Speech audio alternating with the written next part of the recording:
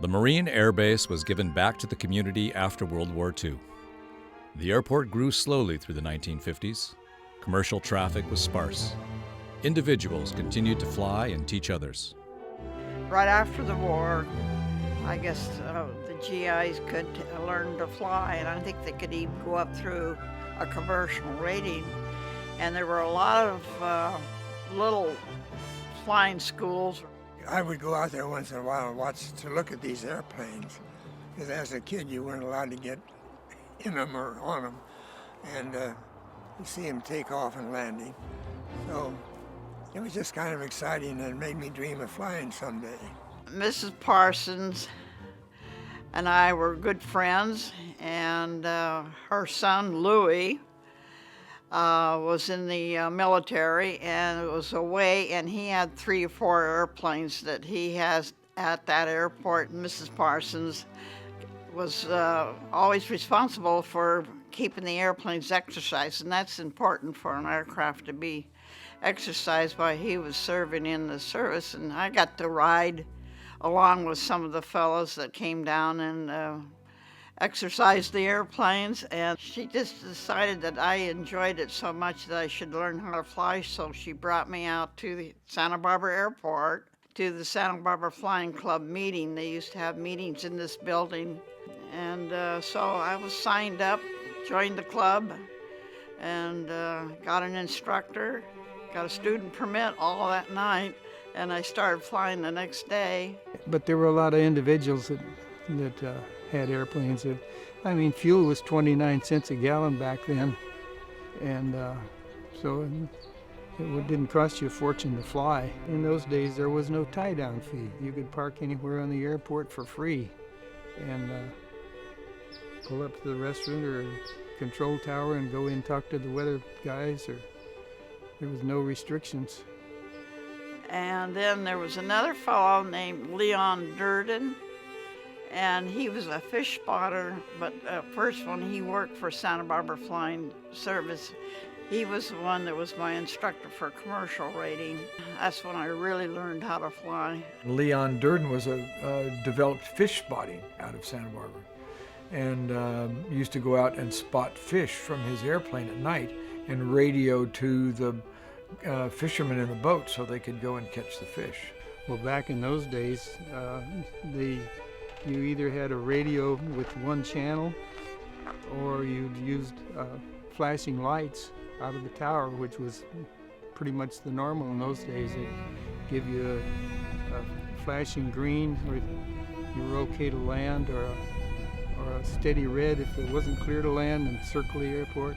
When I was a young kid, there were 2 big treats in my life, and that was to go drive out to the airport, which of course was almost a cross-country trip in those days, or go to the railroad station and watch trains. So the airport thing stuck better than the train. Everybody remembers the wall that later had a glass partition on top of it, but that's the wall. And I'm the person sitting there with his feet over the other side, and the fellow in the overcoat is my grandfather, and that's about 1949. So I was 3 at the time. When I first got my license, the airport was just Santa Barbara Airport. You didn't have the Federal Aviation Administration there, and it was sometime before they did. As private aviation built up, more and more people had airplanes. Traffic got thicker and thicker, but in addition to that, you had commercial airplanes coming in, and the FAA felt it was time to control that air traffic to avoid accidents. I had to be one of the boys. No, there was maybe one other woman pilot that I knew of at the time. Around that time, we had runway lights that they turned on when you called and let them know you wanted to land. We didn't have taxiway lights per se like they have now. The airport guards used to have to drive up and down the runways, hang out of their car, and lean out and switch the runway lights on. And that was, Bakersfield had runway and taxi lights long before we did here. The security issue was basically nil. I'm sure you could walk out and meet somebody at the airplane. It was fairly casual. And of course, that flying was treated in a much different way in those days. It was kind of special. People dressed to go flying, you know, women in skirts and gloves even. You see the old photos, and it's always fun to look at. It wasn't the normal thing. I mean, flying's become a commodity, and it wasn't then. The Flightline restaurant was the local hangout, and a lot of people used to go there. I used to go there and have turkey sandwiches all the time with my dad, Leon Durden, and my dad and I used to go to lunch there all the time. And of course, Evie was one of the waitresses, and she always wanted to ride in Dad's jet. And she told my dad one time, she said, "If you don't give me a ride in that jet, I'm going to go out there and lay down on the taxiway, so you'll have to give me a ride, but you won't be able to get out of the hangar." Jack Conroy and his group used to come in. One of Lockheed's test pilots, Fish Herman Salmon. Fish was his nickname. Clay Lacey, aviation out of Los Angeles, now at Van Nuys Airport. Willie Shoemaker, the jockey, came in one time. That was what we called our best watering hole. And that's where we got together. Art Snyder had a round table inside the restaurant, and you know, we just kind of would meet there and talk, and of course fly around a little bit inside the restaurant. Kirk Douglas and Michael were sitting just at the next table from the round table. And one of the ladies at the round table said to my friend Jan, she whispered, "Do you see Kirk Douglas?" And Jan raises her head and looks around. She said, "Where's Kirk Douglas?" "I don't see Kirk Douglas," in her normal voice. He goes and he waves at her, and I thought, oh. It was a good place to socialize and talk about the day flying, or talk about the weather, or talk about the crashes, whatever. I don't know, I think it was the atmosphere of people like to watch airplanes because they taxied right up to the windows practically. And you could see runway 25 from the inside of the restaurant. And of course the pilots, it was a good place for them to come to. They could use the phone to call and open and close their flight plans. Everybody was very friendly. And then of course with the Santa Barbara Aviation was right there. At one time they had started what they called University of the Air. And so we got a lot of young people looking to get their airline transport rating, and the Santa Barbara Aviation set them up in apartments, etc. And so we got people from all over the world coming here. I loved working there, except during the road races.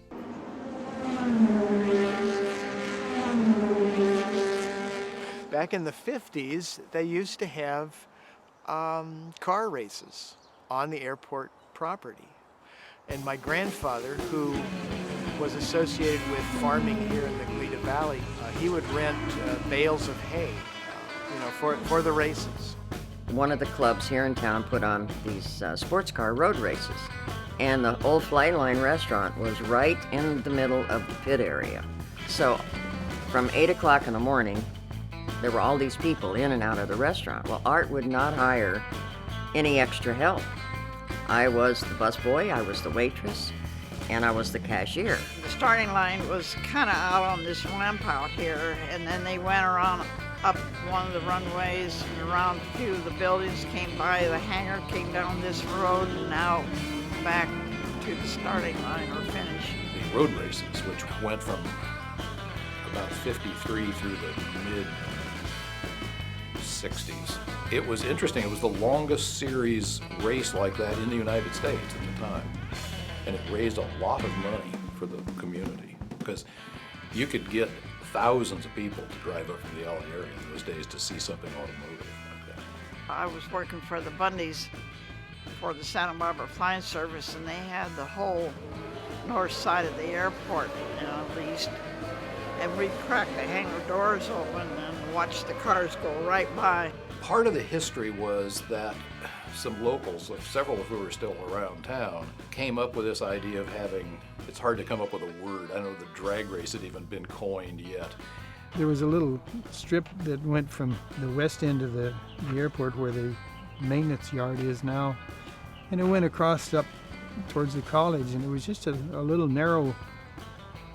I don't know how you could barely get two cars beside each other on it, but they started that, and nobody went off the edge that I can remember, but it was pretty scary. They came up with the thing of running for a quarter of a mile, which became the world standard for a drag race.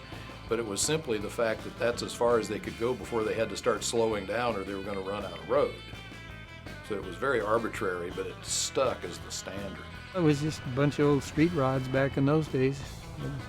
A lot of old Ford V8 engines and nothing super fancy.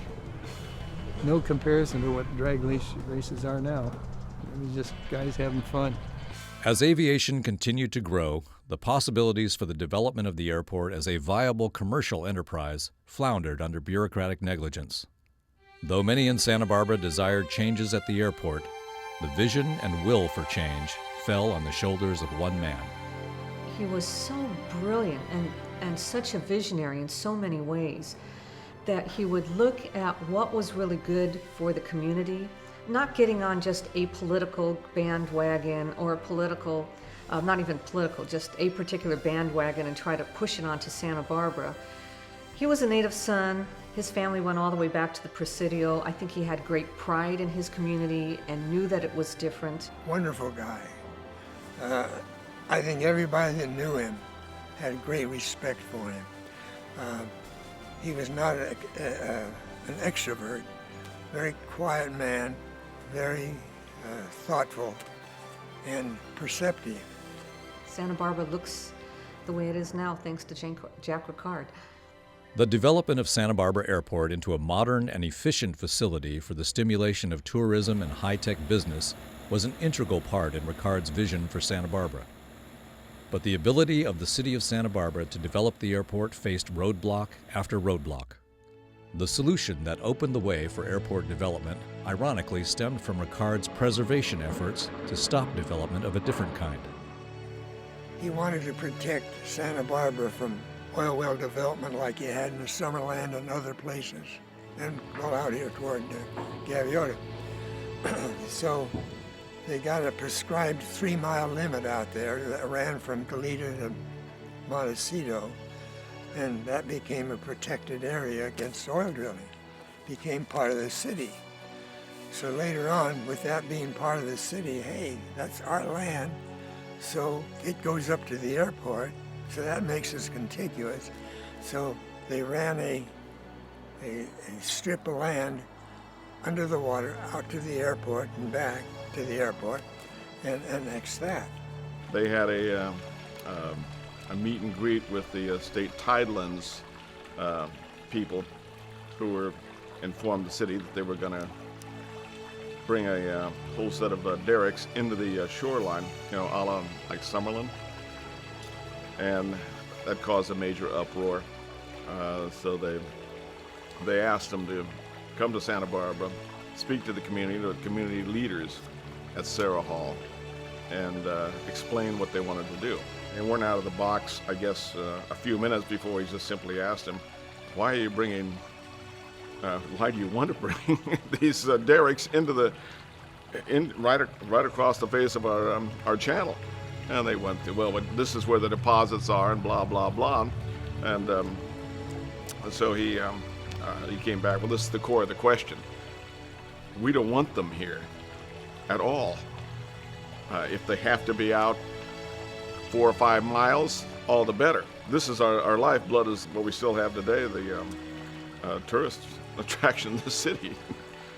And if you do that, there's no reason for them to come. It turned out that the person he was supposed to meet up there, I think it was the director of Tidelands acquisitions or leases, that made the decision. It was like one guy or 1 or 2 people made the decision in those days. They didn't put it out to the public for answers. You just had to rise up and demand that something be done differently than what they wanted to do. And the guy he met with turned out to be a guy that he met at the Los Alamos Society. Then it was just 2 guys talking. And that's how they resolved it. This 3-mile tideland sanctuary was to play a pivotal role for the city of Santa Barbara when the need for airport expansion and improvement became obvious. He realized where we really want to go for Santa Barbara when we get bigger and have more people come here, that why don't we plan for what industry we're going to have here. This was a city that was a resort city. A lot of people came here for that. He figured that if you're going to keep the ambiance of this town, you didn't want anything that involved manufacturing, pollutants of any kind. Companies like the defense companies out in Goleta, and they had means getting from one area to the other. They'd bring in people from across the country. It was a hub for them and a means of transportation they almost had to have if they were going to compete. After World War II, all the new improvements and developments in aviation were coming to the fore. We had much larger planes. Now the jet planes were out there. We have the DC-6, I think it was 5 or 6. And our airport, even though it was a good airport, built up, when the Marines were finished with it, it was not large enough or it didn't have the right configuration to handle those planes. We had to make those changes. Everything looks pretty good, except that that land owned by the city is in the county. So it's not actually contiguous, it's not actually within the city limits.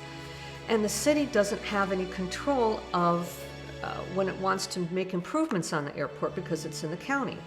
So Jack went to the Board of Supervisors with the plan for the airport, hoping they would take it on. And they said, no dice. In fact, he came back and he says, they almost laughed me out of the chamber. From time to time, he had problems with the supervisors for whatever they wanted to do at the airport. That's pretty much where it got started, I think. They wanted to upgrade the place for jet service, and I think that might be where they wanted to start with a bigger terminal. They were always nixed by the supervisors.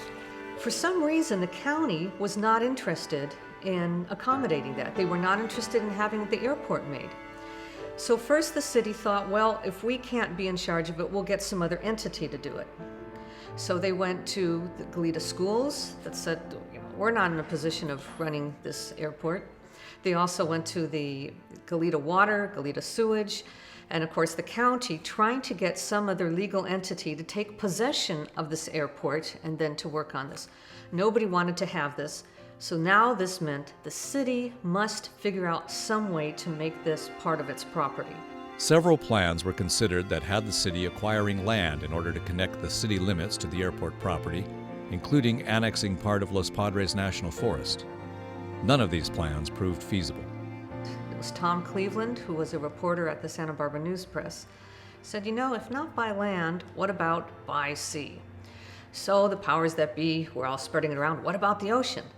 And they look out to the ocean from the city of Santa Barbara, and along the coastline was a 3-mile sanctuary created by then Mayor Ricard. Having got the tidelands in, which was about a 3-mile strip going out and straight down the coast, it was controlled by the city. So his feeling was that he could not just control it, but use it as a vector to get over to the airport and get it in. After years of legal wrangling, lawsuits against it, and the failure of the city's case in appeals court, the plan to annex the tidelands into the city of Santa Barbara was defeated. Once it was originally turned down, kind of gave up on it. It was you had to be dedicated to the fact that you could get this done somehow, and you had to have a legal mind to do it.